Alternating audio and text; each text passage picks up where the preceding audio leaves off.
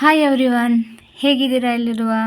ಇವತ್ತು ನಾನು ಜೀರಾ ರೈಸ್, ತುಂಬ ಈಸಿಯಾದಂತಹ ಜೀರಾ ರೈಸ್ ಹೇಗೆ ಮಾಡೋದು ಅಂತ ಹೇಳ್ಕೊಡ್ತಾಯಿದ್ದೀನಿ. ದಿನಾ ಚಿತ್ರಾನ್ನ ಪುಳಿಯೋಗರೆ ತಿನ್ನೋದಕ್ಕಿಂತ ಒಂದ್ಸಲ ಮಕ್ಕಳಿಗೆ ಇದನ್ನು ಬಾಕ್ಸಿಗೆ ಕಟ್ಟ್ರಿ, ಚೆನ್ನಾಗಿರುತ್ತೆ. ಹೇಗೆ ಮಾಡೋದು ಅಂತ ನೋಡೋಣ ಬನ್ನಿ. ನಾನಿವತ್ತು ಮಟನ್ ಸಾರು ಮಾಡಿದ್ದೆ, ಸೊ ಅದ್ರ ಜೊತೆ ಕಾಂಬಿನೇಷನ್ ಆಗಿ ನಾನಿವತ್ತು ಜೀರಾ ರೈಸ್ ಮಾಡಿದ್ದೆ. ಚೆನ್ನಾಗಿರುತ್ತೆ ಎರಡು ಕಾಂಬಿನೇಷನ್ನು. ಪ್ಯಾನಲ್ಲಿ ಒಂದು ಸ್ವಲ್ಪ ತುಪ್ಪವನ್ನು ಹಾಕಿದ್ದೀನಿ, 3 ಚಮಚದಷ್ಟು. ಆ ತುಪ್ಪಕ್ಕೆ 1-2 ಚಕ್ಕೆ, 2-3 ಲವಂಗ, ಆಮೇಲೆ ದಾಲ್ಚಿನ್ನಿ ಎಲೆ, ಶಾಹಿ ಜೀರಾ, ಜೀರಾ ಅಲ್ಲ ಶಾಹಿ ಜೀರಾವನ್ನು ಹಾಕಿದ್ವಿ 1 ಸ್ಪೂನು. ಅದಾದಮೇಲೆ 2 ಹಸಿಮೆಣಸಿನ್ಕಾಯಿನ ಉದ್ದಕ್ಕೆ ಈ ಥರ ಕಟ್ ಮಾಡಿ ಹಾಕಿದ್ದೀನಿ.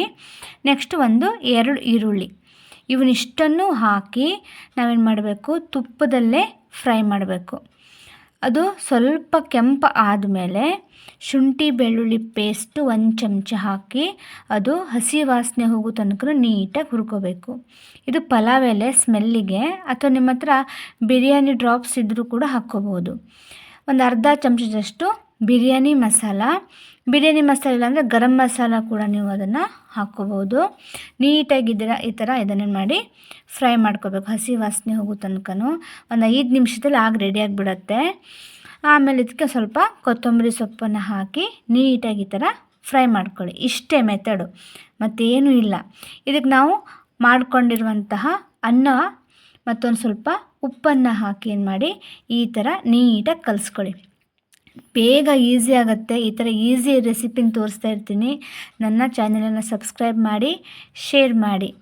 ಈ ಥರ ಎಲ್ಲ ನೀಟಾಗಿ ಕಲಸಾದ್ಮೇಲೆ 2 ಮಿನಿಟ್ಸ್ ಇದನ್ನು ಮುಚ್ಚಿಡಿ, ಅಂದರೆ ತುಪ್ಪದ ಫ್ಲೇವರ್ ಎಲ್ಲ ಅನ್ನಕ್ಕೆ ಹಿಡಿಬೇಕು. ಅಷ್ಟು ನೀಟಾಗಿ ಅದನ್ನು ಅಬ್ಸರ್ವ್ ಮಾಡ್ಕೋಬೇಕು.